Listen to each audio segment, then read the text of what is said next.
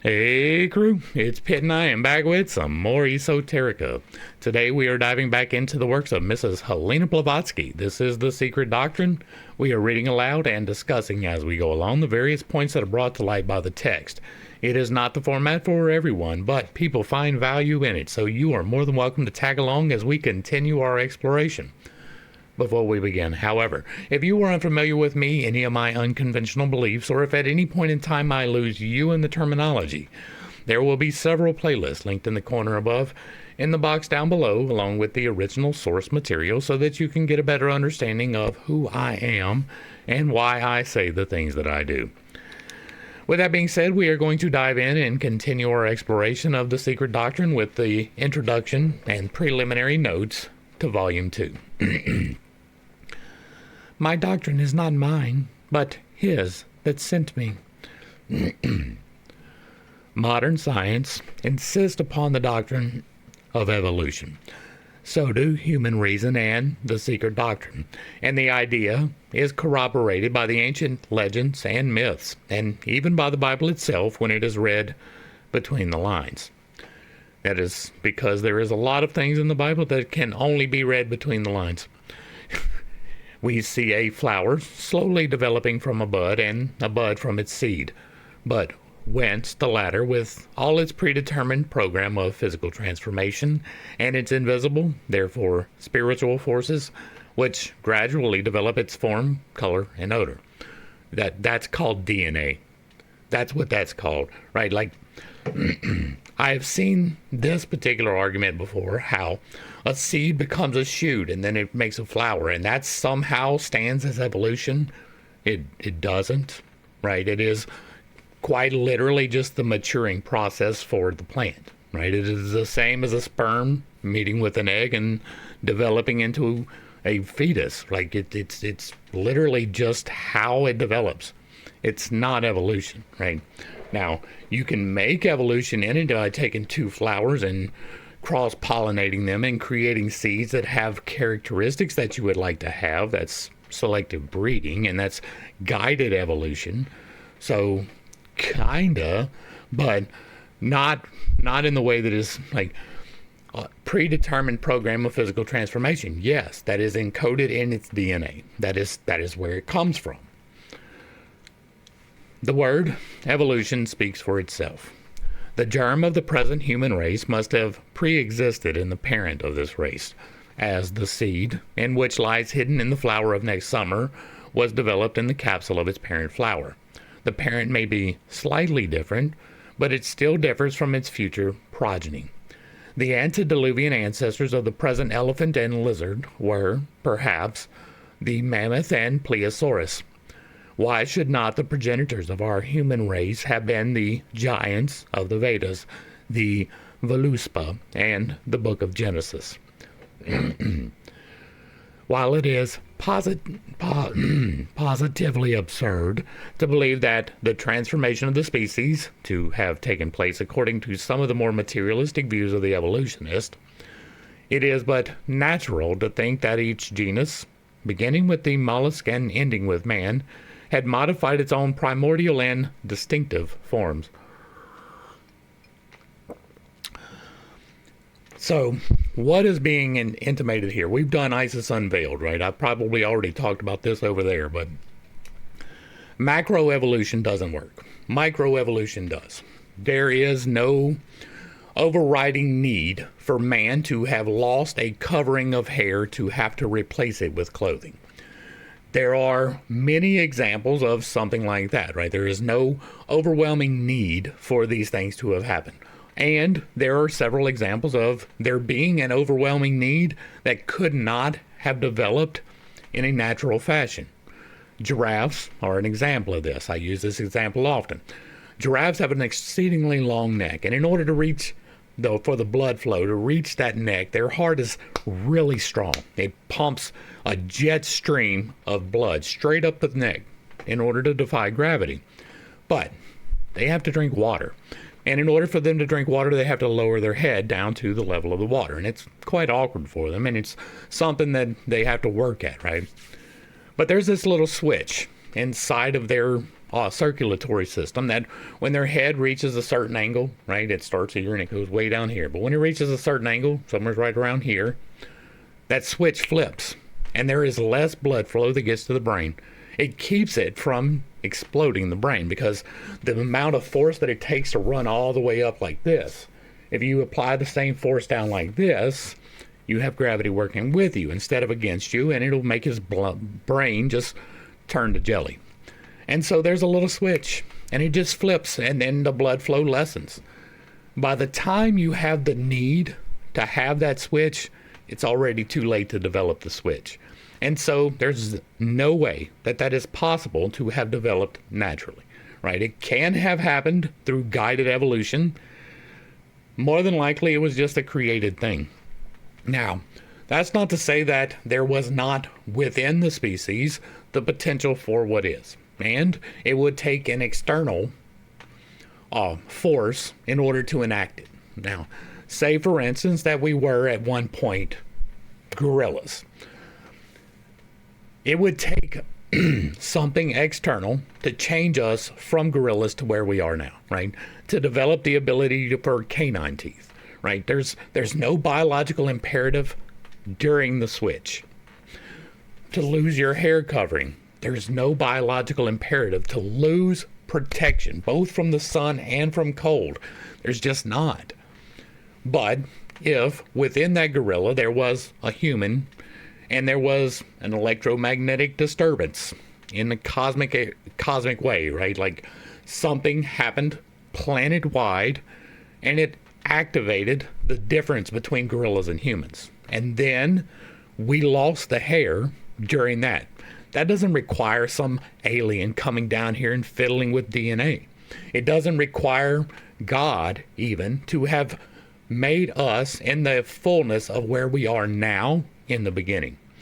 It is possible that we developed in that way, but it is only possible through extraordinary means. Now, it is entirely possible that those are natural, right? It's electromagnetic disturbance in the upper atmosphere, or even as far out as the moon, or even to the sun, right? These super massive doses of electromagnetic radiation can change genes. We know that, right? There's no doubt about that. Studies from places where disasters have happened have shown us that. Go look at Chernobyl. Go look at the studies that they're doing around the wolves and how they are developing new traits because of the electromagnetic radiation. In that case, we can develop. But it's not going to just naturally happen that one day there are two gorillas and one of them has less hair, and the female comes up and she looks at these two gorillas, right? One has hair and is perfectly normal, and one does not and is not normal. Which one do you think she's going to mate with? Do you think that she's going to choose the one who is not normal? Do you think she's going to choose the one with less protection so that she can pass on to her genetic children less protection from the sun, less protection from the cold? It's just not going to happen. And so macroevolution falls flat on its face. Microevolution, development within the species, is absolutely possible. That is manipulation. Like, we see that besides the fact that I'm talking to you through a computer, right? That is one of the best microevolutionary traits, the ability to build upon the knowledge that we have developed in order to develop something new, right? That is an evolutionary trait. That is possible, right? We have built over time the capacity to be more than we were in the ancient history. But you can see that in other species too, right? There are birds that use tools. There are apes that use tools. There's even like primitive species beyond that use tools. And so microevolution is perfectly possible. Variation within the species, no problems with that, right? There's no human out there well, there are some that are pretty close to covered in hair. My uncle was a very woolly fella. But for the most part, we're fairly consistent, though, lightly covered, right? Some facial hair, some people don't have facial hair. Facial structures are roughly the same. We have two eyes, a nose, a mouth, and the correct orientation. There's nobody running around really with a snout, right? These things we develop within right, due to climatic conditions. The reason that I don't have as much melanin as some other people is because my history comes mostly from the extreme northern hemispheres. Ireland, North America, right, and France are my genetic makeup. And so most of that is going to be in places they get less sunshine. People who have more melanin have developed within the species to have more melanin and a wider nose cavity because temperatures are hotter. They need that. There are variation within the species. But you don't see any gorillas walking out of the forest. And we have not seen any gorillas walking out of the forest in the past 1,000 years that we've been making records. Right? We do not have a record of a new human being developed from the old species. If macroevolution was true, we would still be seeing that, right? You would see a sparrow develop into a finch. You would see a gorilla turn into a human. You don't see that at all, not even close. And so the microevolution works, macroevolution doesn't. If we have evolved from something else, then it was probably due to electromagnetic radiation and not some other race. Now, I'm a firm believer, and this is all speculation, but I believe it, that Atlantis was real, that Lemuria was real, that humans did indeed walk the earth prior to any knowledge that we have of humans walking the earth as a developed society. That doesn't mean that they had computers. That doesn't mean that they had microphones and flying spaceships. It means that they have more development than we give them credit for. They may have been extremely good at seafaring, and because of climatic disasters, which I talk about in the 12,000 year disaster cycle, we lost the ability for that and we got kind of reset. That is a possibility. I don't necessarily believe that there was some other race who decided, you need to change into my workman. And so they merged our DNA with their DNA to create this particular species. That is a possibility, right? But it is an extremely unlikely one. We have some reason to believe that there is alien presence on our planet. I'm not going to deny that, but we do not have firm evidence that that is a thing, so it will remain in the realm of speculation.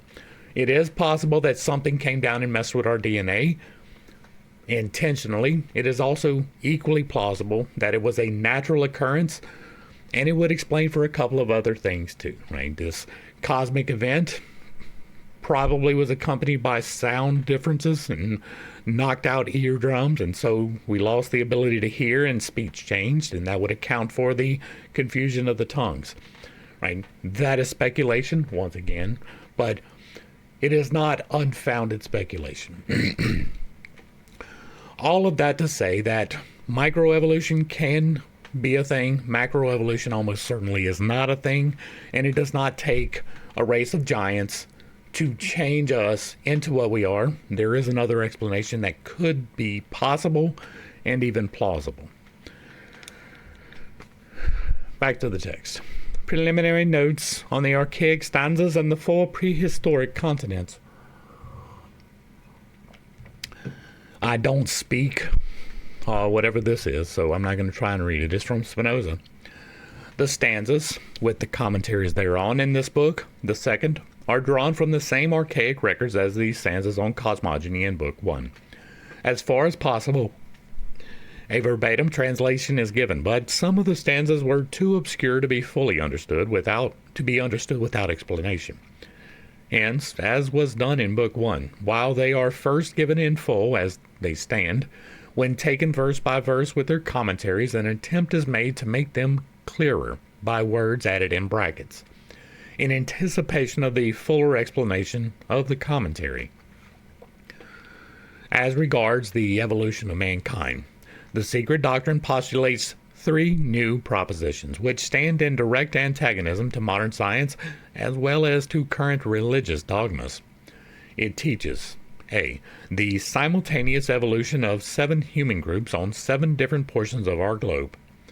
B. The birth of the astral before the physical body, the former being a model for the latter. And C. That man, in this round, preceded every mammalian, the anthropoids included, in the animal kingdom.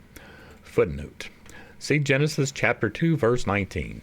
Adam is formed in verse 7, and in verse 19 it is said, "Out of the ground the Lord formed every beast of the field and every fowl of the air, and brought them unto Adam, to see what he would call them."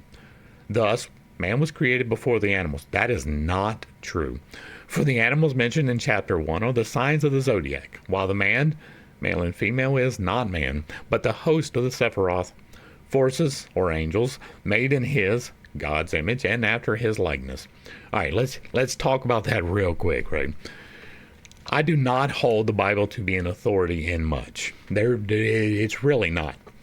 There are many reasons why I believe that. The Unconventional Bible Study, which is linked in the corner above and in the box down below, will give you reasons for that, right? We go through 161 hours approximately of reading from the Bible in the same way that we're doing here and discussing the various topics as they came to light. And what came to light was not this, right? Thus man was created, God formed every beast of the field and every fowl of the air and brought them unto Adam. That doesn't necessarily imply a timeline. That it doesn't. It says that God made the animals, and then it says that God made the people, and it is impossible that he made the people, made the animals, made the people, and then he brought them unto Adam after he created.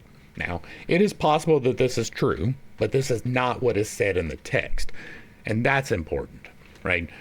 We have seen several times so far in these studies from Mrs. Blavatsky where she kind of cherry picks these verses in order to make them fit what she wants it to fit, and this is one of those examples. Now, I don't believe the Genesis story as it is recorded, especially in chapter 2, but that doesn't make this correct. The Adam, okay, we're at the end anyway. The Adam, man, is not made in that likeness, nor is it so asserted in the Bible. Right. For the angel, okay, yeah. Moreover, the second Adam, oh wow, that is a long footnote, is esoterically a septenary, which represents 7 men, or rather groups of men. For the first Adam, the Cadmon, is the synthesis of the 10 Sephiroth. Of these, the upper triad remains in the archetypal world as the future Trinity, while the 7 lower Sephiroth create the manifested material world, and this septennate is the second Adam. So the entirety of the world is Adam. Got you. Genesis, and the mysteries upon which it was fabricated, came from Egypt. The God of the first chapter of Genesis is the Logos, and the Lord God of the second chapter is the creative Elohim, the lower powers. It does not say that, right? If you read the New Testament and you say that the Logos was with God and was God, and then you can say this, but you cannot say that Genesis states this. It states that God spoke, right? Logos being spoke. But God created. Logos is creation. God formed. That is Logos, right? Logos is the activity of knowledge. That is a bit of a weird concept for some people, but it is literally putting into motion change. It is speaking existence into being. Right? That's what that is. It's not this, right? This is something that comes from the Kabbalah, which, again, I do not hold as an authority. The Sephiroth, the 10 Sephiroth, doesn't make sense to me, right? I have only done rudimentary studies upon them, so I have not done a deep dive. I'm not saying to completely dismiss it, but it adds things where things don't necessarily belong. And so, you can take this as meaning that if you want to, but that is not what is stated at all. Like, at all. It does not say that God was Logos. It doesn't. At all. Not in Genesis. It says it in the New Testament. It does not say that in the Old Testament. The Lord God of the second chapter, the creative Elohim, the lower powers. Now, that is intimated, right? That is, while not expressly stated in this manner, this is mostly true. The word Elohim is definitely a plural. This is building upon, right? We've already talked about in the Bible study how Genesis, nobody was here recording during Genesis. The best possible attribution that you can give to Genesis is Moses. That was 2,000 years later. Not correctly recorded. But more likely than that even is that it is a amalgamation of creation stories from the various peoples around Jerusalem during the Second Temple period. And so it's not to be taken as the authority that it is. And if you do, then blessings be upon you. Maybe you actually find some benefit in that, but there's not a lot of reason to believe that you will. I know it steps on toes, but it has to be said. All right, back to the text. The secret doctrine is not alone in speaking of primeval men born simultaneously on the 7 divisions of our globe.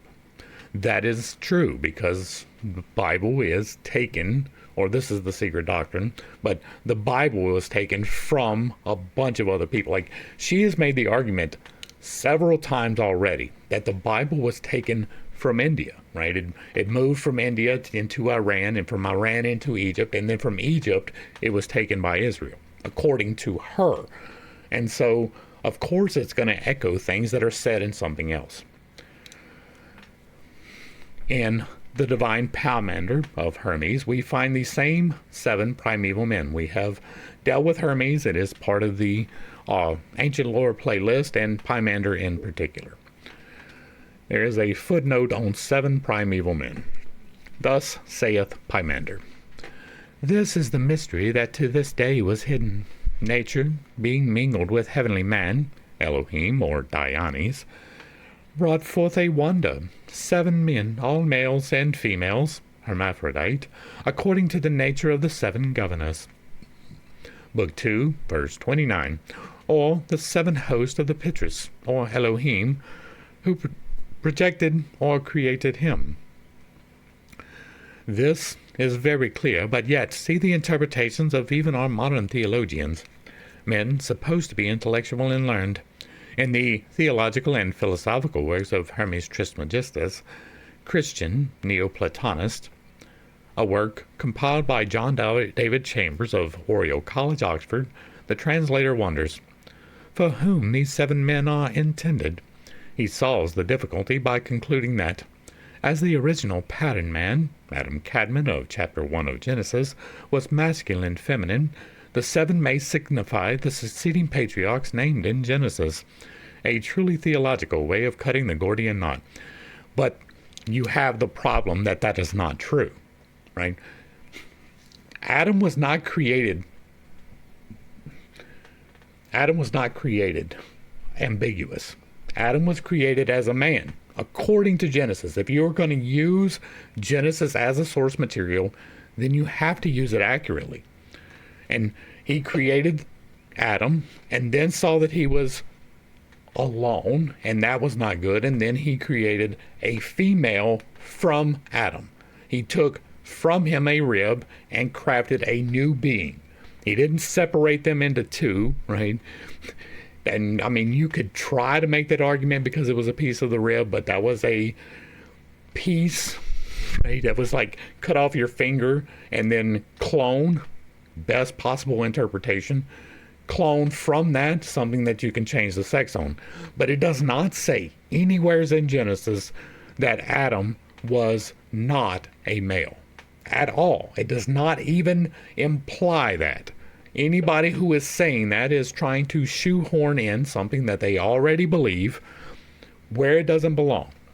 And again, I don't hold Genesis as an authority, but if you are going to quote Genesis, then you have to do it accurately. Also, for these 7 men, right, It says, brought forth a wonder, 7 men, all males and females. Well, that is directly contradictory to itself. Men are not hermaphrodites. That is simply the case. If they have both genitalia, they are not men. If they don't have any genitalia, they are not men, right? And so this is already on its face, prima facie, wrong. Besides the fact that it is being quoted wrong, and nature being mingled with heavenly man, Elohim or Dionys is your insertion into it, right? That was not recorded in the original. It says nature mingled with heavenly man, brought forth a wonder, 7 men. That is what is said, true. But it doesn't necessarily mean that they're male and female. Like, there's a whole lot in this that's just beyond, right? You're assuming something, and because you have made these assumptions, you extrapolate from those assumptions that are not even correct. Things that are not correct. Just because it has been written a very long time does not make it true, right? And unless there is some evidentiary proof that this information was imparted by an actual alien or an actual divine being, and I do not believe that the aliens are divine beings, I'm using the vernacular. Unless you can prove that, then this is going to be a hard sell, right? Nobody was at creation. Nobody watched the planet form. Nobody saw the division of the waters from the seas. These are assumptions that we have made through the exact same process that we're doing here. Taking concepts and thinking about them, and then from that thinking, creating a theory. That doesn't mean your theory is correct, right? At this point in time, they still believe that helium didn't really exist. They didn't have understandings in the way that we do, and so it is important to remember that when looking through history, we have knowledge that they didn't.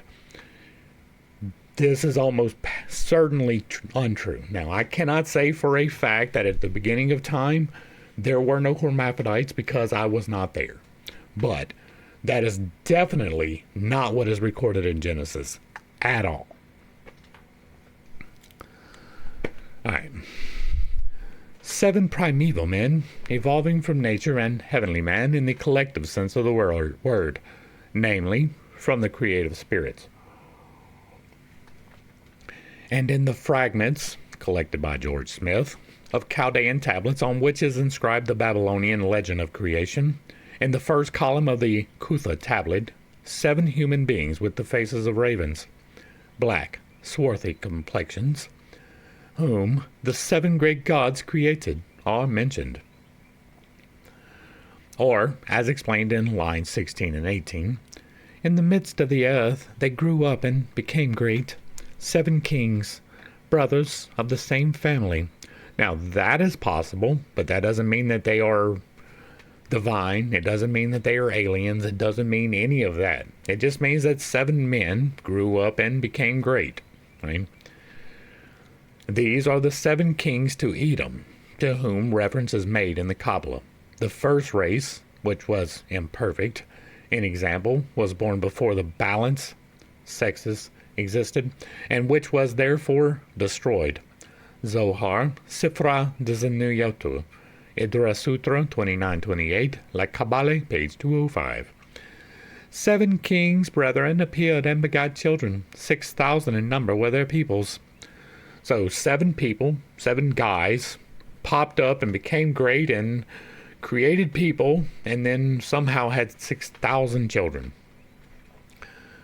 The god Nerga's death destroyed them. How did he destroy them? By bringing into equilibrium, or balance, those who did not yet exist. Sephira de Zeniotu. They were destroyed as a race by being merged in their own progeny by exudation. That is to say, the sexless race reincarnated in the bisexual potentially. The latter in the androgenes, these again in the sexual, the later third race. For further explanation, vidra infra.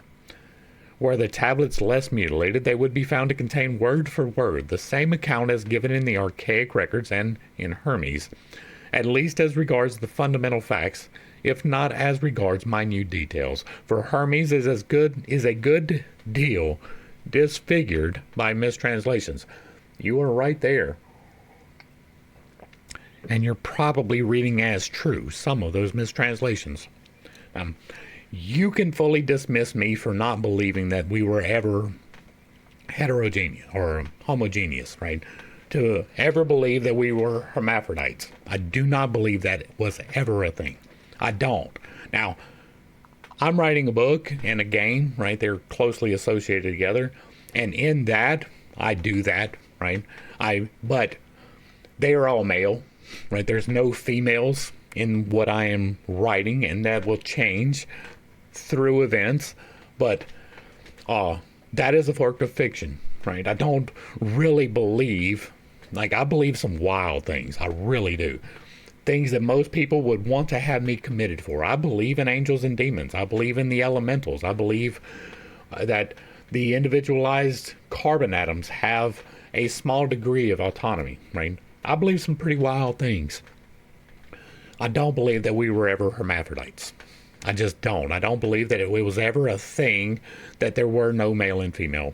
The male and female is existent in every species outside of the simple cells, right? Like mitochondria and bacteria and stuff like that. And even they may have some degree of that.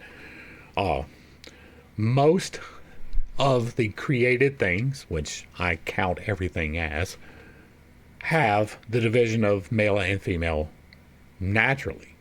I don't have any reason to believe that that would not be the most common occurrence in everything. And if we currently exist as the dual, then we probably already did. You don't see, we have plants that are self-fertilizing. They create both the male and female genitalia, and they fertilize themselves. But they don't evolve out of that. They don't evolve into a plant later that is male and female. Now, we have male and female plants, pine trees, right? That is a good example right now because we're coming up into spring. And you can see the difference if you walk out and look. One of them has a little pecker with a bunch of pollen attached to it, and the other one creates a flower which takes the pollen, masculine and feminine. That is true in a variety of things, in most things on the planet. There are a few hermaphroditic, but mostly those are plants. I don't know that we even have a hermaphroditic species of animal, right? Whether that be reptile, bird, or even mammalian.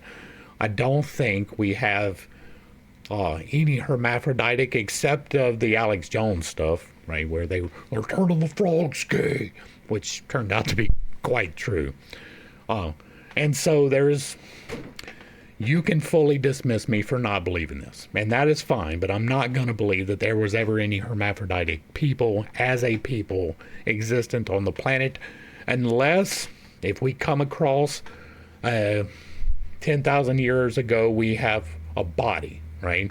And that body is, or a bunch of bodies, because even one would not be proof. But if you come across a mass grave of there was a disease and they buried all of these people together or even close together, we come across a graveyard from 10,000 years ago and everybody in the graveyard is hermaphroditic or even a majority, then I'll believe it. Then I will buy it. But until we have something concrete, even a little bit concrete, I'm not going to believe it. You taking this sentence in a book that is probably amalgamated from other people and therefore not accurate to begin with, and making an assumption based upon wordplay that you are reading into a sentence is not ever going to get me there. Just because somebody 10,000 years ago or 6,000 years ago or 3,000 years ago wrote something down doesn't make it true. And so once again, we have to fall back upon evidentiary. Now, again, I believe wild things. I practice magic, but I cannot prove to you that I practice magic. So I say it because I know it to be true, and I still hold it as speculation for everybody else. All right, back to the text. It is quite certain that the seeming supernaturalism of these teachings, although allegorical, is so diametrically opposed to the dead letter statements of the Bible, footnote, as it is now asserted that the Chaldean tablets, which give the allegorical description of creation, the fall, and the flood, even to the legend of the Tower of Babel, were written before the time of Moses. How can the Pentateuch be called a revelation? It is simply another version of the same story. That's what I've been saying. So how do you take it as one? It is so diametrically opposed to the dead letter statements of the Bible, as well as to the latest hypotheses of science, that it will evoke passionate denial. The occultists, however, know that the traditions of esoteric philosophy must be the right ones, simply because they are the most logical and reconcile every difficulty. Ma'am, you are wrong. We have found several difficulties as we went along, and that's not even counting the hermaphrodite issue, right? There are many things that you believe according to these books that are simply not true. And if any of that is confusing to you, fall back to the beginning of this study and begin again. Besides, we have the Egyptian Book of Tehote and Book of the Dead, and the Hindu Puranas with the 7 Manus, as well as the Chaldeo-Assyrian accounts, whose tiles mention 7 primitive men, or Adams, the real meaning of which name may be ascertained through the Kabbalah. And again, it is important to note that according to Mrs. Blavatsky, in the same way that we just saw in that footnote, she thinks that the books of Tehote and the books of the dead are taken from the Hindu Puranas. And so, of course, if they are taken from the source material, they are going to reflect what is contained within the source material. There's no way to get around that. And that is your assertion. Right, you have just spent, we're on 700 pages now. We have spent probably 500 of those 700 pages arguing for this came from the Hindus, right? Every single time we have come across any doctrinal patterns, it has been stated it probably came from the Hindus. Maybe not explicitly, but definitely implied by the text. And because of that, of course, you're going to see the same reference. Now, if you would have held that these were separated books developed independently, then maybe we could look at that as evidentiary. But you don't make that assertion. You assert that it is source material, and so it's got to reflect the source material. Even if it has been changed, it's going to reflect the source material. Those who know anything of the Samothracian mysteries will also remember that the generic name of the Kabiri was the Holy Fires, which created on 7 localities of the island of Electria, or Samothrace, the Kabir, born of the Holy Lemnos, the island sacred to Vulcan. According to Pindar, see Philosophomania, Miller's edition, this Kabir, whose name was Adamas, was, in the tradition of the Lemnos, the type of primitive man born from the bosom of the earth. He was the archetype of the first males in the order of generation, and was one of the 7 Auducathonius ancestors, or progenitors, of mankind. If, while coupling with this the fact that Samothrace was colonized by the Phoenicians, and before them by the mysterious Pelasgians, who came from the east, one remembers also the identity of the mystery god of the Phoenicians, Chaldeans, and Israelites. It will be easy to discover whence came also the confused account of the Noachian deluge. It has become undeniable of late that the Jews, who obtained their primitive idea about creations from Moses, who had them from the Egyptians, compiled their Genesis and first cosmogonic traditions when these were rewritten by Ezra and others from the Chaldeo-Akkadian accounts. And once again, I am going to point out, right, this is something we talked about quite often in the Bible study. It is almost certain that Moses did not write the Pentateuch. It is almost certain that it is indeed from the time of the Second Temple and Ezra. And so that is well into Jewish history. It is important to note that in Kings and Chronicles, there is no mention to Moses. That is because there was no Moses. It is like when we did the Bible study, I was not where I am now. And we took it on faith that we would attribute to it the best possible interpretation, right? We discussed that it was almost certainly an amalgamation from the peoples around, and that it is almost certain that Moses did not write it, right? The story of Noah comes almost entirely from the Sumerian tablets, right? Down to the names of the children. They changed the name of Noah, right? It went from, I can't remember his name. I'm pulling a blank. But Shem, Ham, and Japheth, they're mentioned in the book, right? In the clay tablets, which predates by a significant amount of time every single recorded scrap of parchment that contains any part of the Pentateuch, right? It is definitely older than any written recording of the Bible at all. Now, that doesn't mean that there could not have been a recording prior to the tablets, but it is highly unlikely. And that the tablets stole it from the Jews. Again, highly unlikely, simply because of the antiquity associated with the Sumerian tablets. And so, once again, if it is an amalgamation, which is definitely being implied here, it cannot be source material. It is therefore sufficient to examine the Babylonian and Assyrian cuneiform and other inscriptions to find also therein, scattered here and there, not only the original meaning of the name Adam, Admi, or Adami. Footnote, let's go ahead and pop that out. Adam Adami in part 2 of this volume. But also the creations of 7 Adams, or roots of men, born of Mother Earth, physically, and of the divine fire of the progenitors, spiritually or astrally. The Assyriologist, ignorant of the esoteric teaching, could hardly be expected to pay any greater attention to the mysterious and ever-recurring number 7 on the Babylonian cylinders than they paid to it in finding the same in Genesis and the Bible.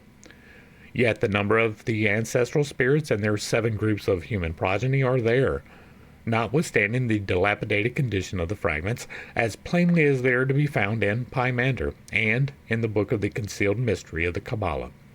In the latter, Adam Kadmon is the sephirithal tree, as also the tree of knowledge of good and evil, and that tree, says verse 32, hath around it 7 columns, or palaces, of these 7 creative angels operating in the spheres of the 7 planets of our globe. As Adam Kadmon is a collective name, so also is the name of the man, Adam. Now, I want to point out that these 7 fundamental harmonics, right? This 7 is actually 8. These 7 are the 7 internal chakras and the 1 external chakra.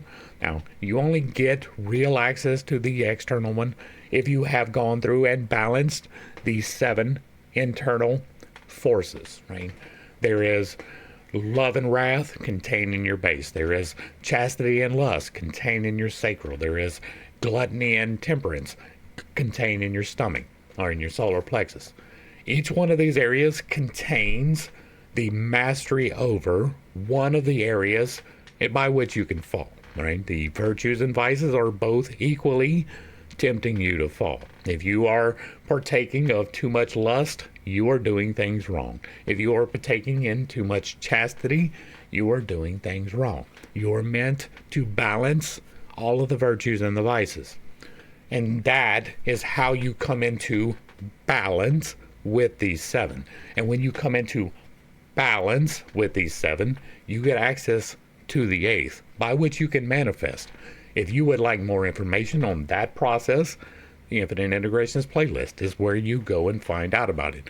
But every time that they say seven, that is the fundamental. But there is one more, right? There is the overarching repeat of the pattern, beginning anew on a higher level. There is 1 through 7 is contained within you, and 8 is access to the divine, which is the beginning of the next level.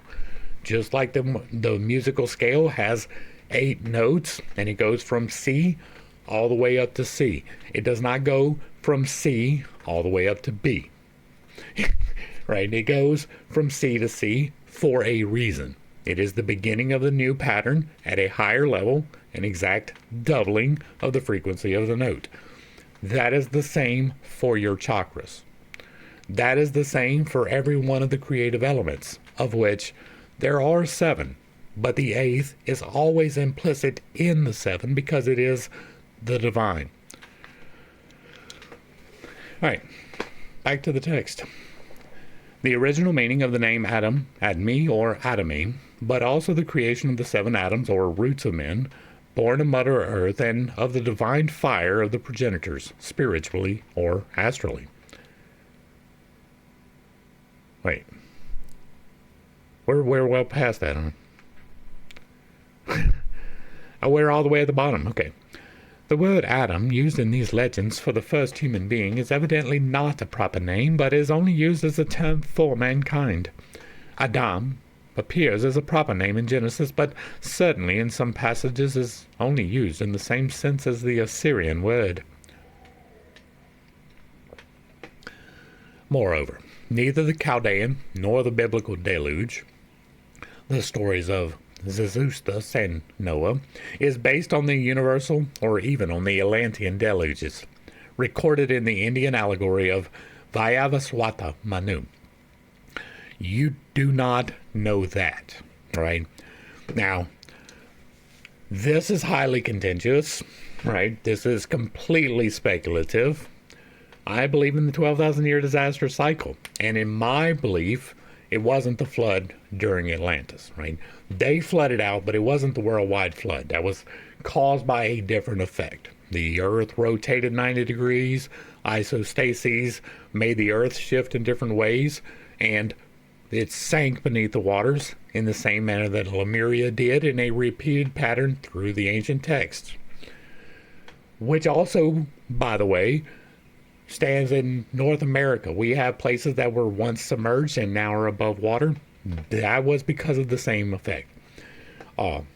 They're now above water, but were once submerged. It is the opposite, right? Whenever the North American spots are above water, then the Atlantean and Lemurian spots are below water. That is true for other places on the planet, but it is easier for me, being in North America, to use the North American reference. But you don't know that the Chaldean and the biblical deluge was not talking about an Atlantean, right? What I say is a speculation. It is built upon something, but for me, the Atlantean was probably the hot event for a variety of reasons, which we talk about in the 12,000-year disaster cycle. Not the wet event, so it wasn't the deluge, so I do agree. But it is not something I know. It is something I speculate upon. That is important to remain distinct, right? This is saying something as fact that we cannot know as fact. Like there's literally no way to know, right? They recorded that the deluge happened, and it is recorded exactly the same as it is recorded elsewhere. And so you say that no? That's weird. They are the exoteric allegories based on the esoteric mysteries of Samothrace. If the older Chaldees knew the esoteric truth concealed in the Puranic legends, The other nations were aware only of the Samothracian mystery and allegorized it, you assume. They adapted it to their astronomical and anthropological, or rather phallic, notions. Samothrace is known historically to have been famous in antiquity for a deluge which submerged the country and reached the top of the highest mountains, an event which happened before the age of the Argonauts. It was overflowed very suddenly by the waters of the Euxine, regarded up to that time as a lake. Footnote. See Pliny, Strabo, Herodotus, Pausanias. There is a lot of recordings of this. I would be very interested in seeing that. It is going to be an extremely hard sell for me that there was a lake or a river contained on an island which somehow overflowed and covered mountains. And that being a natural process, that's going to be an extremely hard sell for me. Now, that is possible by the theory that I just expounded about the Earth turning and the isostatic release. It is possible that the island went underwater from that, but it is extremely unlikely that an island contains a lake which has the water to overflow a mountain. But the Israelites had, moreover, another legend upon which to base their allegory. The deluge that transformed the present Gobi Desert into a sea for the last time how long? 10 or 12,000 years ago? Well, that's an interesting number, isn't it? And which drove many Noahs and their families onto the surrounding mountains. As the Babylonian accounts are only now restored from hundreds of thousands of broken fragments, the mound of Kuyonik alone having yielded to Layard's excavations over 20,000 fragments of inscriptions.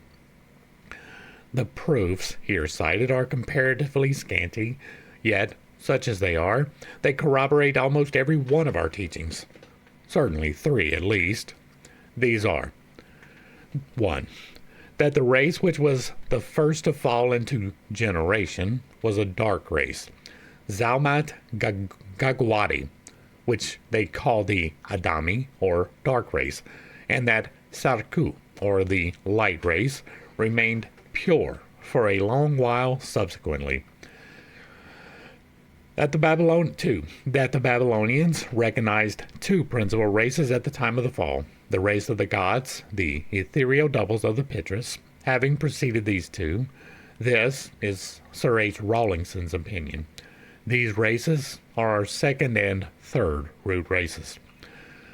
3. That the 7 gods, each of whom created a man or group of men, were the gods imprisoned or incarnated. The gods were the god Z, the god Ziku, noble life, director of purity, the god Miraku, noble crown, savior from the death of the gods, later on imprisoned, and the creator of the dark race which his hand has made, the god Libzu, wise among the gods, the god Nissi, and the god Sunhab, and Hia, or Sa, their synthesis, the god of wisdom and of the deep, identified with Oannes Dagon at the time of the fall and called collectively the Demiurge or Creator. See Chaldean account Genesis. There are 2 creations so called in the Babylonian fragments, and Genesis having adhered to this, one finds its first two chapters distinguished as the Elohite and the Yehovite creations. Their proper order, however, is not preserved in these or in any other exoteric accounts. Now, these creations, according to the occult teachings, refer respectively to the formation of these 7 primordial men by the progenitors, the Pitris or Elohim, and to that of the human groups after the fall. All of this will be examined in the light of science and comparisons drawn from the scriptures of all ancient nations, the Bible included, as we proceed. Meanwhile, before we turn to the anthropogenesis of prehistoric races, it may be useful to agree upon the names to be given to the continents on which the 4 great races, which preceded our Adamic race were born, lived, and died. Their archaic and esoteric names were many and varied with the language of the nationality which mentioned them in its annals and scriptures. That which in the Vendidad, for instance, is referred to as Arianum Vaego, wherein was born the original Zoroaster. Footnote. By original we mean the Amshaspend, called Zarathustra, the lord and ruler of the Vara, made by Yima in that land.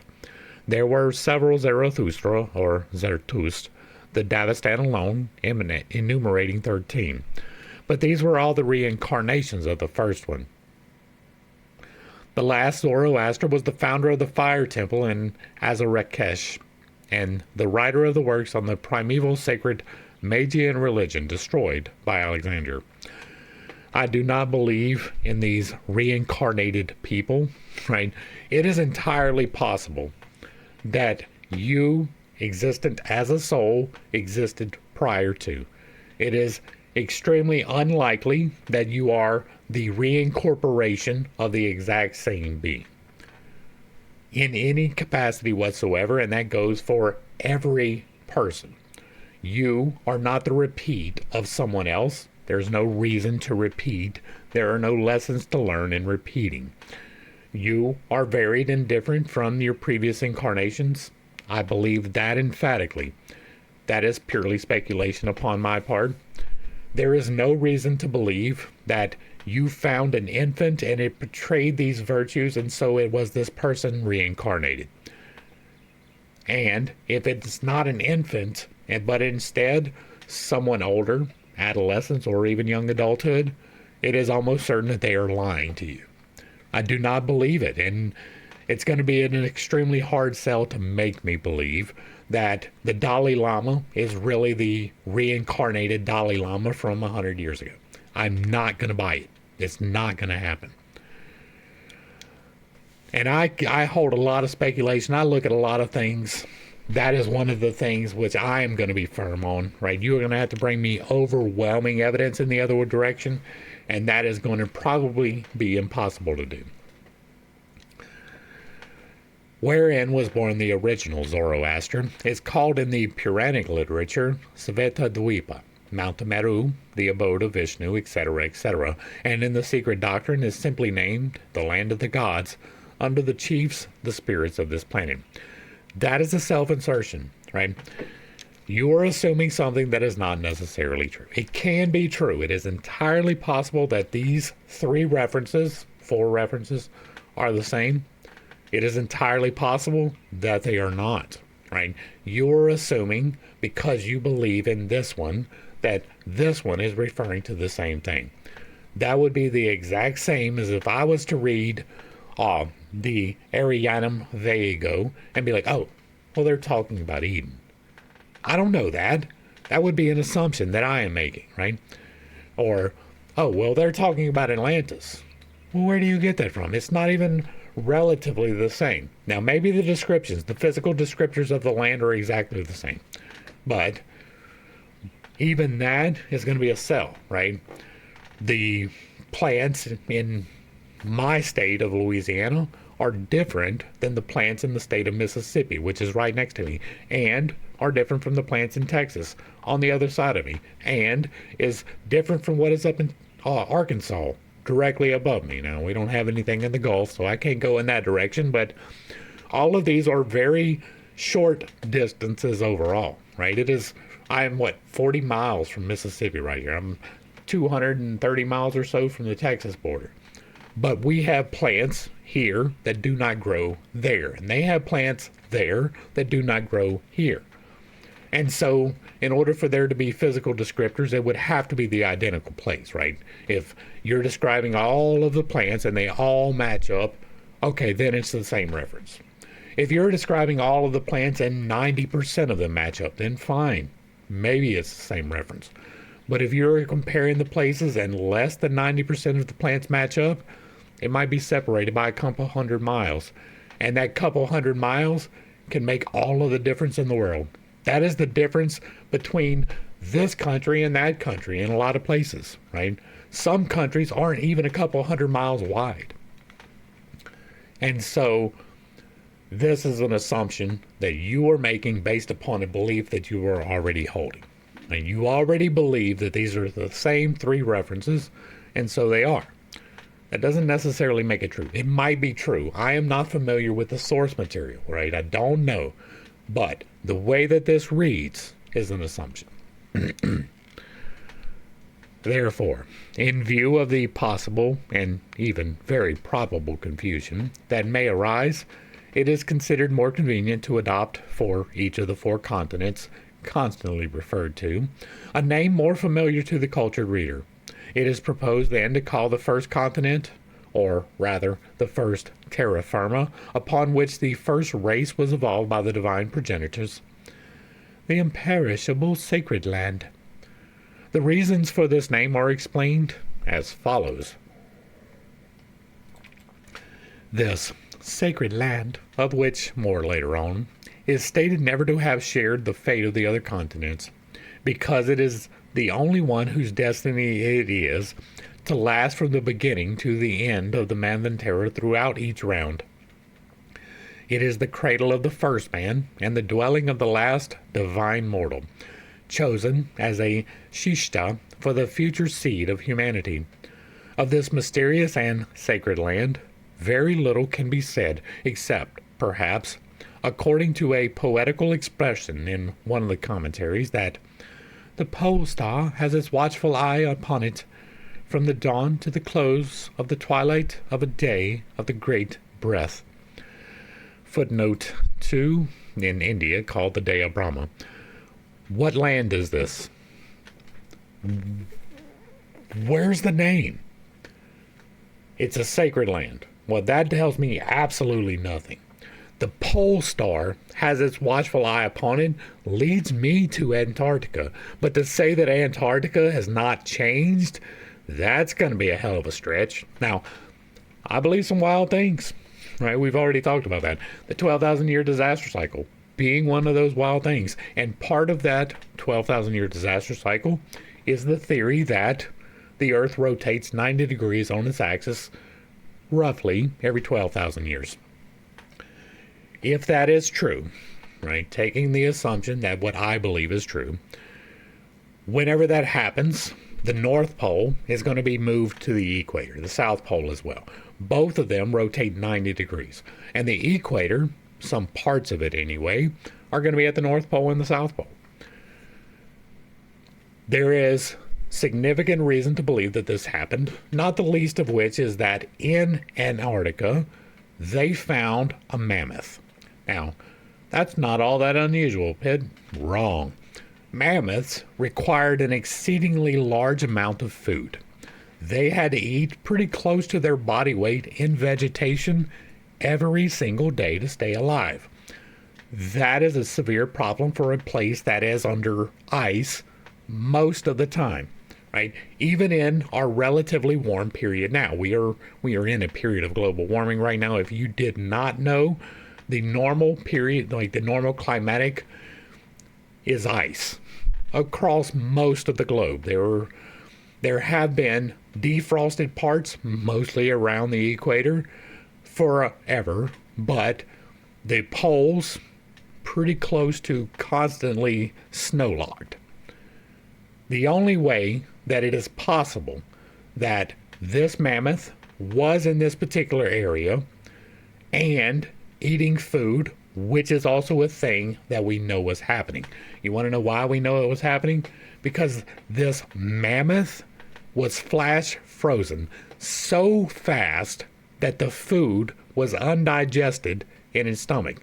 Now, if you're unaware, if you were to eat a meal right now and you were to die, that food would continue digesting. There are acids and bacteria in your stomach, and those would continue processing the food even if you were dead. You wouldn't have the absorption, right? Your blood flow would not be moving it to your fingers, but it would still digest. It would become a liquid. It would disappear from the original and down into the components. That didn't happen. It was flash frozen, and we are talking about I think it was like 10,000 pounds of meat. And it froze so fast that the food remained in its stomach unchanged. In a place that, historically speaking, does not grow that food. That is a problem for the current models of science, not for me. That is a affirmative direction towards the theory of the 12,000 year disaster cycle. Because if the Earth was indeed in the other orientation, then it is possible that these places that were much closer to the equator actually grew enough plants. And if it swapped back, right, the equator now becomes the North Pole and you're standing on the equator, well, now you're in the North Pole, and that's going to be pretty close to an instantaneous freezing, right? If you're going from subtropical, and even if it took the space of a day, right, you move up to the North Pole, you're going to freeze, right? The instantaneous freezing is probably best expressed because of an electromagnetic disturbance would disrupt our magnetic shield around our planet, allowing penetration of intermingling between our atmosphere and space. And if that happens, if some of our atmosphere goes into space and creates a void, some of that super cold from space is going to shoot down to the surface. And that would be enough to freeze 10,000 pounds of meat like that. That's probably the only way to explain it. It may not be, but that's probably the only way to explain that. And if that is true, then I am correct, right? Not necessarily a proven fact, but enough to have speculation upon it. That would explain the pole star having its watchful eye, right? But not that it never changed. Not that it is being preserved, right? That is not an explanation. And so I want to know where this is. And it says that there will be more later on, so we'll probably get it somewhere farther down the line. But why not put in here? This is what we understand now as the continent of Asia, or the continent of Australia, or Lemuria, or Atlantis, or any of those. We don't have any name whatsoever. We say, well, we just have to call it the Sacred Land. That don't make no damn sense. Right? That sounds like you're trying to cover something up. The Hyperborean will be the name for the second continent, the land which stretched out its promontories southward and westward from the North Pole to receive the second race, and comprised the whole of what is now known as Northern Asia. Such was the name given by the oldest Greeks to the far-off and mysterious region, whither their tradition made Apollo the Hyperborean travel every year. Astronomically, Apollo is, of course, the sun, who, abandoning his Hellenic sanctuaries, loved to visit annually his faraway country, where the sun was said never to set for one half of the year. It says a verse in Odyssey. We haven't got to Odyssey yet. I got to get back. I'm doing a lot of talking, and that is a lower priority on the talking scale. So we're going to finish up the Iliad, and we are going to get to the Odyssey, but it's taking longer than I thought it would. And note, right, here we have an explanation of where it is, right? Why did we not have that in the first one? Why only in the second? Wait, I'm sure we're going to get more, but why did we not have that this continent was? That's annoying to me, right? If you're going to be making statements, back them up. Now, Hyperborea makes sense. Borealis being the northern lights, and more than Berea, right? I'm not sure exactly where Berea would be, but more than Berea. And so if this is the northern Asia, which is going to be Russia, right? The Siberian area. This was prior to the USSR, so maybe the designations were different. I don't know. But we do get a location for this one, at least. But historically, or better, perhaps ethnologically and geologically, the meaning is different. The land of the Hyperboreans, the country that extended beyond Boreas, the frozen-hearted god of snows and hurricanes. Snows and hurricanes, that's interesting, who loved to slumber heavily on the chain of Mount Ripheus, was neither an ideal country, as surmised by the mythologist, nor yet a land in the neighborhood of Scythia and the Danube. Footnote. See Volker Mythological Geography. It was a real continent, a bona fide land which knew no winter in those early days, nor have its sorry remains more than one night and day during the year, even now. The nocturnal shadows never fall upon it, said the Greeks, for it is the land of the gods, the favorite abode of Apollo, the god of light, and its inhabitants are its beloved priests and servants. This may be regarded as poeticized fiction now, but it was poeticized truth then. Now, this is possible, right? If, as we said before, the Earth turns and the isostasis raises and lowers different parts of the planet, like the Great American Trough that flows through from the Gulf of America all the way up to the Bering Sea, right? Like, that was a very big underwater place, including the spot where I now live. Completely underwater around roughly this time period. It is possible that the Gobi, being another one of those low places, was covered and cut off entirely most of the northern Asiatics from the southern Asiatics and the southeastern for sure, or the southwestern for sure. And so this is possible, but where I'm going to have some exception, right, is nocturnal shadows never fall upon it, is no night. Well, the only place where we have no night, really, for half the year anyway, is at the poles, right? Up in Alaska and above, they have periods of 24 hours of daylight and darkness. And it is entirely possible that somebody exploring during the summertime reached a point where that was a thing. If somebody, like if you were to pull somebody with no knowledge of geography, no modern knowledge whatsoever, and you place them in California, and it was spring, right? Early spring, and they started walking north. The days would get longer as they walked north, and as they got to Alaska, they would reach there probably pretty close to summertime, and so there would be 24 hours a day, and even no snow, right? So this is something that is probable, but not even kind of in its current orientation, right? But there's no explanation for some of the things that I believe in this, but there are for other things. So it is possible either way with the turning or not. It's going to be a little harder because we're talking about the area of Siberia, right? That particular area doesn't really defrost, like at all.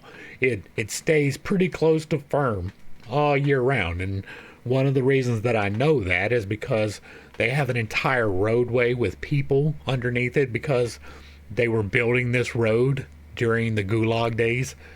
And people would die from the extreme temperatures, whether it was spring, summer, or fall.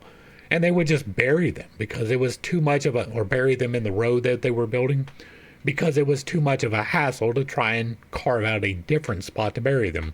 We're already expending an enormous amount of energy on this roadway.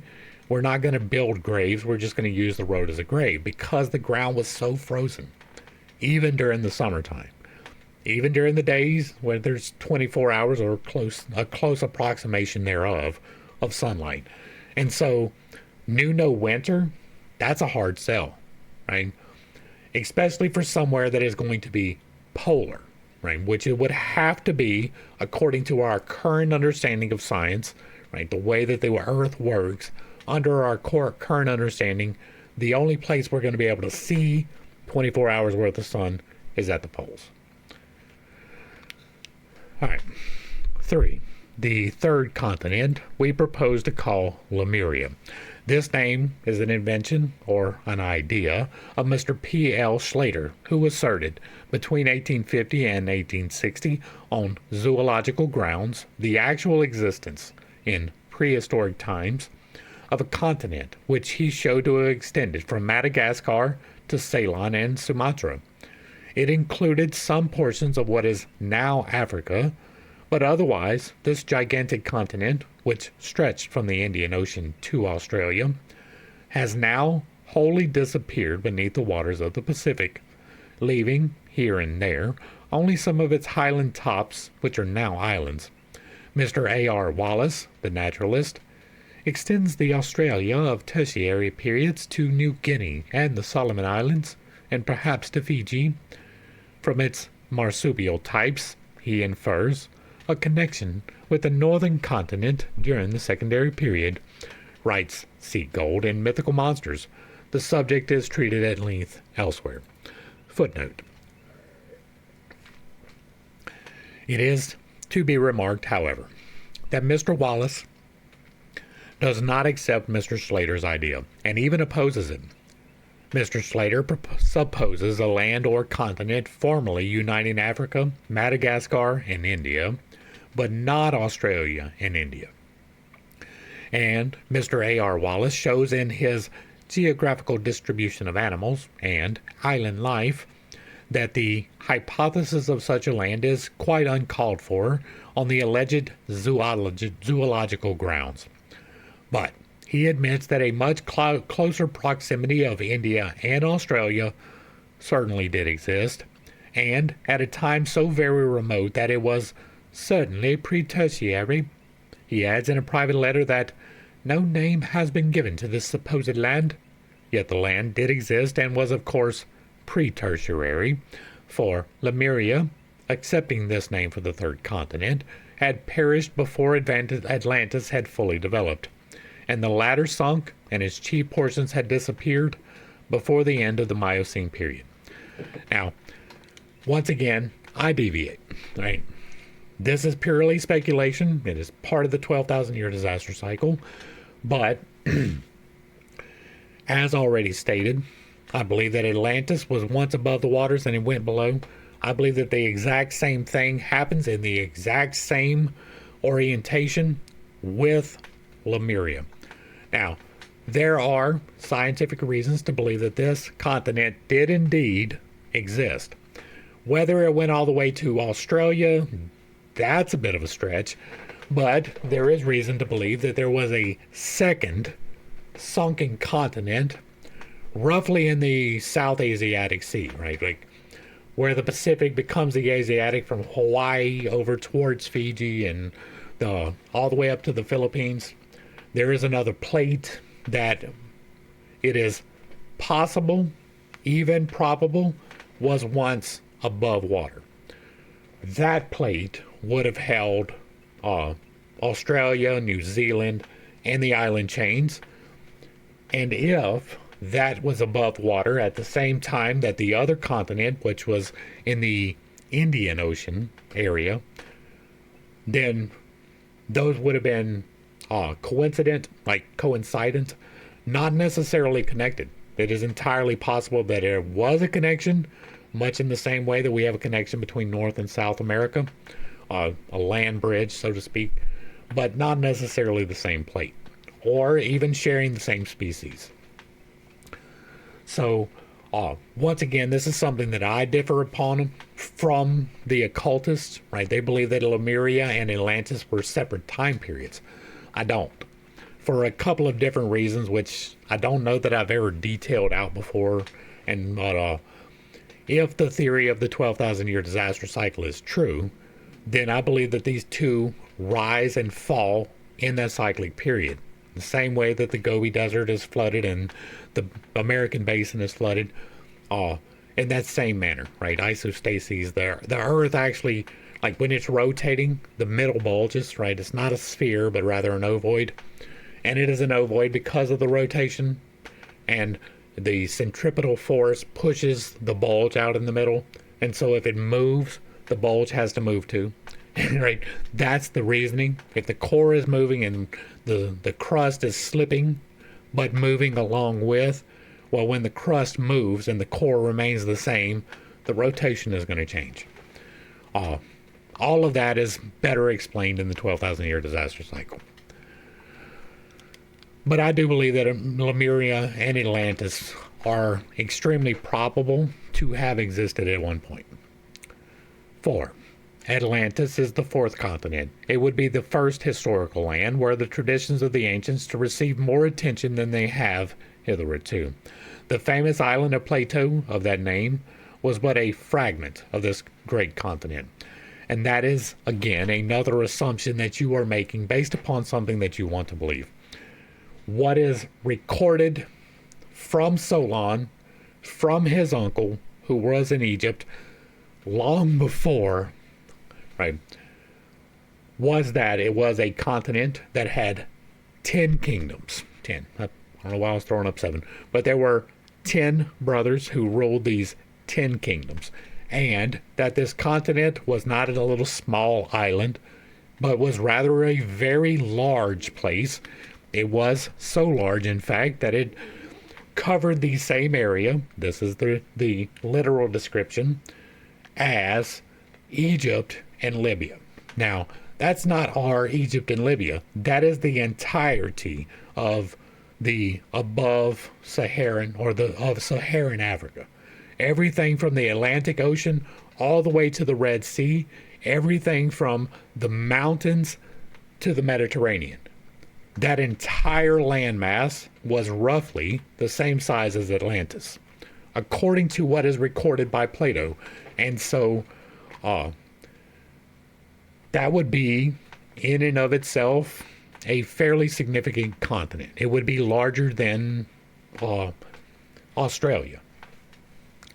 It would be approaching the size of Europe, maybe a little bigger than Europe even. Right? Like large. We're not talking about some small little island. We're talking about a large place, according to Plato, and yet it's somehow dismissed as an island. 5. The fifth continent was America, but as it is situated at the antipodes, it is Europe and Asia Minor, almost coeval with it, which are generally referred to by the Indo-Aryan occultists as the fifth. If their teaching followed this appearance on the continents in their geological and geographical order, then this classification would have to be altered. But as the sequence of the continents is made to follow the order of the evolution of the races, from the first to the fifth, our Aryan root race, Europe must be called the fifth great continent. The secret doctrine takes no account of islands and peninsulas, nor does it follow the modern geographical distribution of land and sea. Since the day of its earliest teachings and the destruction of the great Atlantis, the face of the earth has changed more than once. There was a time when the delta of Egypt and northern Africa belonged to Europe, before the formation of the Straits of Gibraltar, and a further upheaval of the continent changed entirely the face of the map of Europe. The last serious change occurred some 12,000 years ago. That's an odd number. I wonder if that has any significance. I wonder if there's anything at all possible about 12,000 years that would lead towards you believing that. Footnote 2. One more coincidence. Now it is proved that in geologically recent times, this region of North Africa was in fact a peninsula of Spain, and that its union with Africa proper was affected on the north by the rupture of Gibraltar, and on the south by an upheaval to which the Sahara owes its existence. The shores of this former sea of Sahara are still marked by the shells of the same gastropoda that live on the shores of the Mediterranean.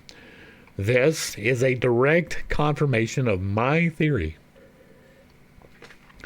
And by my theory, I mean one that I have taken wholesale from other people. Once again, see the 12,000 year disaster cycle where I give the credit where it is due. All right, where are we at? 12,000 years ago, and was followed by the submersion of Plato's little Atlantic island, which he calls Atlantis after his parent continent. That is not what happened again. That is you intentionally misrepresenting something, Mrs. Blavatsky. What is recorded is not an island. I've already stated that. If you doubt what I am telling you here, go back and read it. Go back and watch me read it. Right, the Ancient Lore playlist contains Critias and Timaeus. Pretty sure this is from Timaeus, but it might be Critias. I get those two confused. It is recorded that it was a continent, that it was 10 kingdoms. It does not at any point in time say that it is an island. It does not at any point in time say that it was an island. It does not at any point in time imply that it was an island. Right? Not in the way that we think of an island. Yes, it was entirely surrounded by water. Okay, fine. The same can be said of Australia, right? We don't really call that an island. It's a continent. Now, if you were to divide Australia into 10 kingdoms, then you would be reflecting what happened on Atlantis. It was an island, but it was an exceedingly large one. It was completely surrounded by water. That is true, but it was huge. It was the size of Saharan Africa. Now, also in here, what it is saying is another direct confirmation. If indeed the isostasic relief happened in the manner which we described with the 90-degree shift, then it would make sense, right, that the Mediterranean was once oriented at the north and therefore was closer together, right? And when it rotated to its current orientation at the equator, the isostasis that turns the sphere into an ovoid would stretch it out, creating the rift of the Gibraltar Straits and raising the Sahara from the depths of the ocean. That is entirely plausible under what I believe. Geography was part of the mysteries in days of old, says the Zohar. These secrets of land and sea were divulged to the men of the secret science, but not to the geographers. That makes absolute sense. The claim that physical man was originally a colossal pre-tertiary giant and that he existed 18 million years ago must of course appear preposterous to admirers of and believers in modern learning. The 18 million years for me is a very hard stretch, right? I believe that there were several cycles of 12,000 years prior to this, but 18 million is a lot of them cycles. The whole posse comitatus of biologists will turn away from the conception of this third race, Titan of the secondary age, a being fit to fight as successfully with the then gigantic monsters of the air, sea, and land as his forefathers, the ethereal prototype of the Atlantean, had little need to fear that which could not hurt him. The modern anthropologist is quite welcome to laugh at our Titans, as he laughs at the biblical Adam, and as the theologian laughs at the Pithecoid ancestor. The occultists and their severe critics may feel that they have pretty well mutually squared their accounts by this time. Occult sciences claim less and give more, at all events, than either Darwinian anthropology or biblical theology. As far as the giants go, that is again something that is entirely probable. But due to human intervention, we don't have evidence, right? Every single instance that is recorded of giant evidence has mysteriously disappeared. Either the Roman Catholic Church came in and then suddenly all of the pieces are gone, or the Smithsonian comes in and suddenly all of the pieces are gone. That has happened in every recorded circumstance of giant evidence that we have had. There were, in this continent, back in the 1800s, many reports, accounts, even with photographic evidence that these things existed. And then the Smithsonian came in and the pieces were lost. They just disappeared. Nobody knows what happened to them.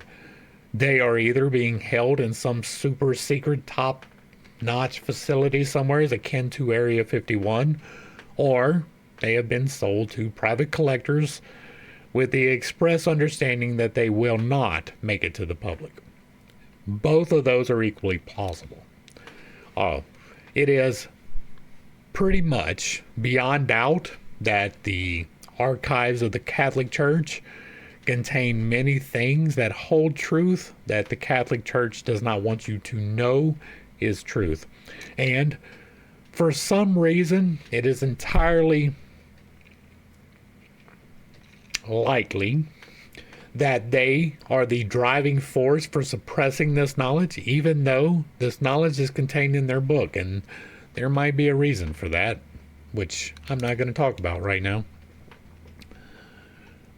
Nor ought the esoteric chronology to frighten anyone, for, with regard to figures, the greatest authorities of the day are as fickle and as uncertain as the Mediterranean wave.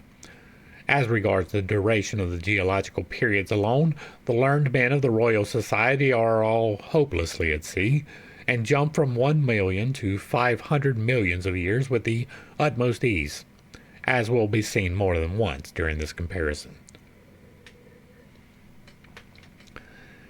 Take one instance for our present purpose, the calculations of Mr. Kroll. Whether, according to this authority, 2,500,000 years represent the time since the beginning of the Tertiary Age or the Eocene period, as an American geologist makes him say. Footnote 1, Professor Winchell, Professor of Geology. Okay, neither one of those footnotes are worth looking at. Or whether, again, Mr. Kroll allows 15 millions since the beginning of the Eocene period, as quoted by an English geologist. Both sets of figures cover the claims made by the secret doctrine. Footnote. Mr. Charles Lyell, who is credited with having happily invented the terms Eocene, Miocene, and Pliocene to mark the three divisions of the Tertiary Age, ought really to have settled upon some approximate age for his mind offspring. Having left the destruction of these periods, however, to the speculations of specialists, the greatest confusion and perplexity are the result of that happy thought. It seems like a hopeless task to quote one set of figures from one work without the risk of finding it contradicted by the same author in an earlier or subsequent volume. Sir W. Thomson, one of the most eminent among the modern authorities, has changed about half a dozen times his opinion upon the age of the sun and the date of the consolidation of the earth's crust. In Thomson and Tate's Natural Philosophy, one finds only 10 million years allowed since the time when the temperature of the earth permitted vegetable life to appear upon it. Mr. Darwin gives Sir W. Thomson's estimate as a minimum of 98 and a maximum of 200 millions of years since the consolidation of the crust. In the same work, 80 millions were given from the time of incipient incrustation to the present state of the world. And in his last lecture, as shown elsewhere, Mr. W. Thomson declares that the sun is not older than 15 millions of years. Meanwhile, basing his arguments as to the limits to the age of the sun's heat on figures previously established by Sir W. Thomson, Mr. Kroll allows 60 millions of years since the beginning of the Cambrian period. This is hopeful for the lovers of exact knowledge. Thus, whatever figures are given by occult science, they are sure to be corroborated by those of someone among the modern men of science who are considered as authorities. For assigning the latter does from 4 to 5 million years between the incipient and the final evolution of the fourth root race on the Lemurio-Atlantean continents. 1 million years for the fifth, or Aryan race, to the present date, about 850,000 since the submersion of the last large peninsula of the great Atlantis. All this may have easily taken place within the 15 million years conceded by Mr. Kroll to the Tertiary Age. But Chronologically speaking, the duration of the period is of secondary importance, as we have, after all, certain American scientists to fall back on. These gentlemen, unmoved by the fact that their assertions are called not only dubious but absurd, yet maintain that man existed so far back as the secondary age. They have found human footprints on rocks of that formation, and furthermore, M.D. Quatrefages finds no valid scientific reason why man should not have existed during the secondary age. The ages and periods in geology are, in sober truth, purely conventional terms, as they are still hardly delineated, and more, no two geologists or naturalists agree as to the figures. Thus, there is a wide margin of choice offered to the occultist by the learned fraternity. Shall we take for one of our supports Mr. T. Millard Reed? This gentleman, in a paper on Limestone as an Index of Geological Time, read by him in 1878 before the Royal Society, claims that the minimum time required for the formation of the sedimentary strata and the elimination of the calcareous material is, in round numbers, 600 million years. Or shall we seek support for our chronology from Mr. Darwin's works, wherein he demands for the organic transformations according to his theory from 300 to 500 million years? Mr. C. Lyell and Professor Houghton were satisfied with placing the beginning of the Cambrian Age at 200 and 240 millions of years back respectively.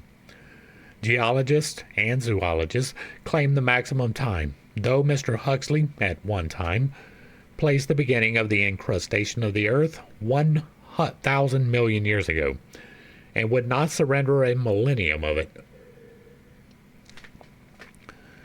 But the main point for us lies not in the agreement or disagreement of the naturalists as to the duration of the geological periods, but rather in their perfect accord on one point, for a wonder, and this a very important one.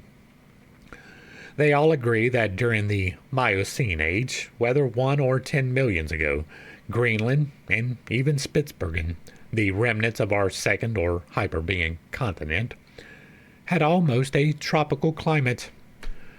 And once again, I will refer you to the mammoth previously discussed. I firmly believe that there is a very good reason why the current American president, who is Trump, this is 2025, is very interested in acquiring rights to Greenland.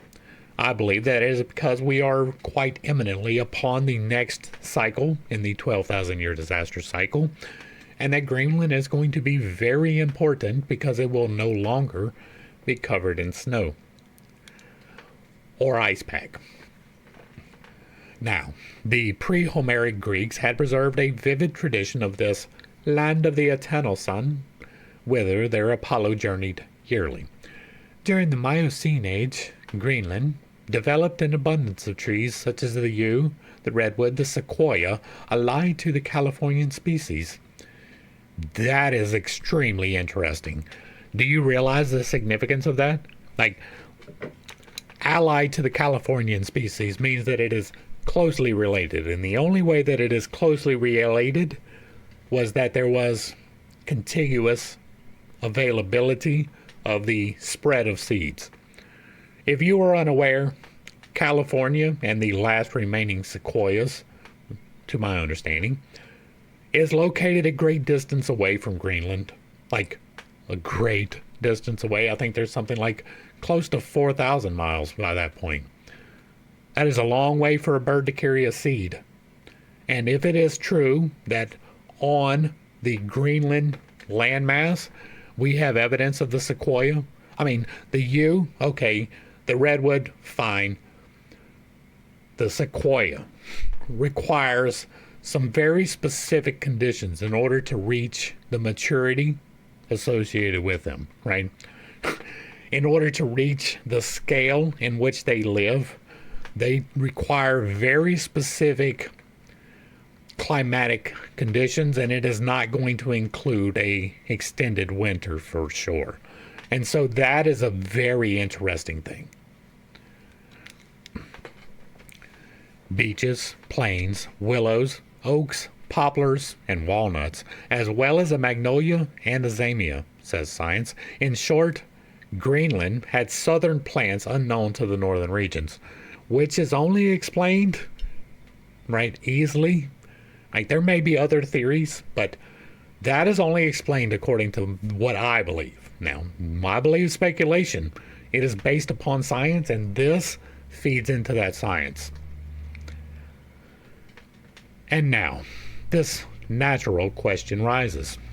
If the Greeks knew in the days of Homer of a Hyperborean land, an example, a blessed land beyond the reach of the Boreas, the god of winter and the hurricane, an ideal region which the later Greeks and their classics have vainly tried to locate for searching for it beyond Scythia, a country where nights were short and days long, and beyond that land a country where the sun never sets and the palm grew freely. If they knew all of this, who then told them of it? In their day, and for ages previously, Greenland must certainly have been already covered with perpetual snows, with never thawing ice, just as it is now. Everything tends to show that the land of the short nights and the long days was Norway or Scandinavia, beyond which was the blessed land of eternal light in summer. And to know of this, their tradition must have descended to the Greeks from some people more ancient than themselves, who were acquainted with those climatic details of which the Greeks themselves could know nothing. Even in our day, science suspects beyond the polar seas, at the very circle of the Arctic Pole, the existence of a sea which never freezes, and a continent which is ever green. The archaic teachings, and likewise the Puranas, for one who understands the allegories of the latter, contain the same statements. Suffice then to us the strong probability that a people, now unknown to history, lived during the Miocene period of modern science at a time when Greenland was an almost tropical land. Note, the reader is requested to bear in mind that the first and following sections are not strictly consecutive in order of time. In the first section of the stanzas, which form the skeleton of the exposition, are given, and certain important points commented upon and explained. In the subsequent sections, various additional details are gathered and a fuller explanation of the subject is attempted. Once again, right, this ending plays into what I believe. So that is going to bring us to the end of this transitory period between Book 1 and Book 2. Hopefully I brought a little bit of enlightenment and not too much confusion to a series of somewhat difficult topics. I understand I hold some unconventional beliefs, and I have a tendency to step on toes when I relay those. It is not intentional, but it is not something that I apologize for. I am here to put forth my theories and my speculations. That is why I talk about them so often.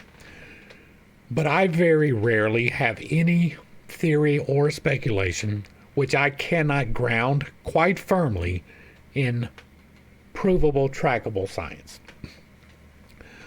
Our problem with these particular theories is that there are people who have made their lives, their entire fortune is based upon the current model. And so anything that will contradict the current model is automatically destroyed. And by that I mean they will personally attack any scientist who proposes anything outside of the accepted doctrine. And one of those things is the 90-degree rotation, despite the fact that there are several reasons to believe that this is a thing, some of which are right here in this book today, some of them which are supported by several different scientists. Right? If you go to Randall Carlson, he may not call himself a scientist, but he bases everything upon science, so I do. If you go to the Thunderbolts Project, they are most definitely scientists. They are experimenting with plasma physics. If you go to Ben Davidson over at what used to be Suspicious Observers, I forget what he named it now, but it's linked on my page as well. If you go over there, it's based upon science. These are speculations, but they have a foundation, right? There is many reasons to believe the things that I do, the mammoth not being an insignificant one. This leads into what I already believe. So I want to be enthusiastic about it, but some parts of it I'm definitely not, right? I believe that Atlantis and Lemuria were at the same time for the reasons I've expounded upon. I believe that there were other people. I believe even that there could have been an event that evolved us from monkeys, but that we did not do so naturally. All of these things are speculation. I have scientific reasons for believing them. I feel like I have laid out, if not today, then in the course of this particular study and the other ones, the various reasons why I believe that. I do believe that we are imminently upon the next part of the cycle. That it happens every 12,000 years, and as has been recorded right here, it's been about 12,000 years since the last time we have something that has been recorded in that particular fashion. There's not a whole lot we can do about it, right? We can try to figure out the safe places and move there. But the fact is that if I am correct, most people are going to die. Most people on the planet will not survive it. There are many reasons why. Excessive climatic shifts not being the least of those, right? If you are living on the equator now and suddenly you're at the North Pole, you're going to die. You're not going to make it, especially since it is almost certain that this climatic change, this shifting, is going to come along with the loss of electricity, right? Our ability to produce and distribute electricity is almost certainly going to go away. Many of the things that I do on this channel is specifically for this event. I don't know if I'm going to make it. Maybe I will, maybe I won't. I'm looking at it to be 20 years, maybe even 40 years in the future. That is a very, very much a guess, right? It is based upon things. I'm not going to dig into all those details, but there are reasons why I believe between 20 and 40 years. If that's the case, I'm going to be getting pretty close to dead already, right? I am 47. I will make 48 years old this year. That is well past halfway of my expected life. If I am 48 this year, in 20 years I will be 68, which is almost to the completion of a normal lifespan. If it is 40 years, then I'm going to be, 80? Yeah, I'll be 87, 88. That is really close to the completion of a normal lifespan of a human. And so there is a very good chance that I will not be here. I want to leave as much information as possible for those who see it and learn from it, because there are things that we can do. We don't know what parts are going to flood. We don't know what parts are going to go underwater. We don't know what parts are going to rise. But we can take action in our lives to prepare for that event. In our current situation, we have monoculture agriculture happening everywhere. You go out to Iowa and it is corn and wheat fields as far as you can see, but it's all the same crop. You can go to orchards in Portland, right? They have a lot of apple orchards up in Oregon and Washington State. And you can go to those places and see a monoculture of apples and pears and cherries and almonds and all of these things. I, personally, am a proponent for you creating a food forest in your property. That's assuming you have property, right? If you're renting, I'm not talking to you. Hopefully you are looking to buy, because that is something you should definitely be doing, a piece of real property.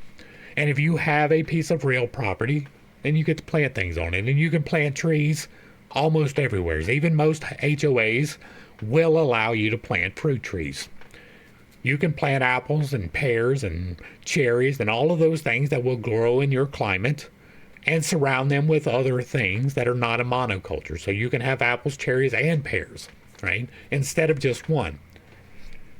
If this shift is real and most of the people die, the best way that you can preserve our race is to have a food supply that will be available to the people who actually survive. I would love to see everywhere have food. I would love to see us to rely less on the current agricultural models. But that's just me wanting something. The more people that I can convince that this is a possibility, I'm not saying it is a certainty. I will never assert that it is a certainty. I believe it will happen. I fully believe that, as much as I believe that there is a God, as much as I believe in the ability to manipulate the electromagnetic forces of creation. And so I act as if it was true, even though I still maintain it as speculation. I would like to see us prepare as a species, as a race. And I'm not talking about this, right? Every single person alive on the planet is part of the same species. Every single one of us is a component of a larger whole. And I would like to see, even if I am not here, even if my children die, I would still like to see the species survive. I would like to see us be prepared to the best of our ability for this event. It may even be possible to save people. I would be so on board with that.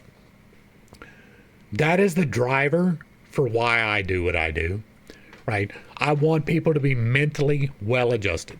That is why I have the MBTI parts. That is why we have the infinite integration system at all. Because on the other side of this, the more people who are mentally adjusted and have the knowledge on how to do that, the better off the species will be. The more people who are planting food, the better the chance that people will survive on the other side, because you can recognize a tomato, you might not recognize milkweed. There's a reason why I use that example. There are many things that we don't have knowledge of, but if we can make it easier for people, then we're all better off. And so all of these studies are geared towards making humanity better. We discuss issues and we separate fact from fiction and from speculation, because it is important to understand that no matter how much you may believe in your speculation, until it is a proven thing, it remains speculation. And if people can wrap their mind around that, the entire species is better. If people can understand that people think in different ways and they relate, communicate, and convey that information in different ways, the entire species is better. If we understand that addiction is horrible for you, the entire species is better. I am here to try as much as I can to improve our species. Going through these works, going through the works of Hegel, which I am currently doing, right? We're reading through the science of logic. You know how dry and boring that is for most people? But I am dispensing knowledge in the same manner that we are doing here. And most of it is not my knowledge, right? It's not about what I believe. It is about what may be coming. And the better prepared we are, the better off we all are. And that is my goal. That is what we do here, right? Like, we talk not as often as we probably could, but this channel has a purpose, right? Everything that I do here is geared towards creating a school. My book that I'm writing, geared towards creating a school. The video game I'm designing, geared towards creating a school. Every single business venture that I am involved in, geared towards creating a school. I want this channel to be self-sufficient so that I can put my money into the school. I want the game to be successful so that I can put my money into investing in humanity. I want to be able to contribute, and that's why I grind so hard. I want the species to survive, even if I'm not a part of the survival. And that's where I'm going to leave this. This is about expanding knowledge at every single turn. It is separating the wheat from the chaff in a very real way, at least according to what I speculate.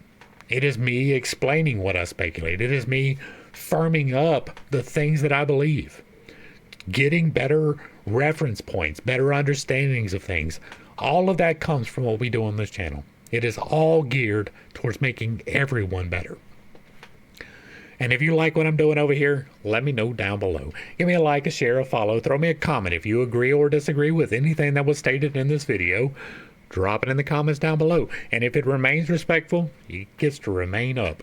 If you have another work you would like to see me discuss in the manner that we are doing here, drop that in the comments as well. And if you really like what I'm doing, hit me with a super thanks or even a membership. The bills don't pay themselves.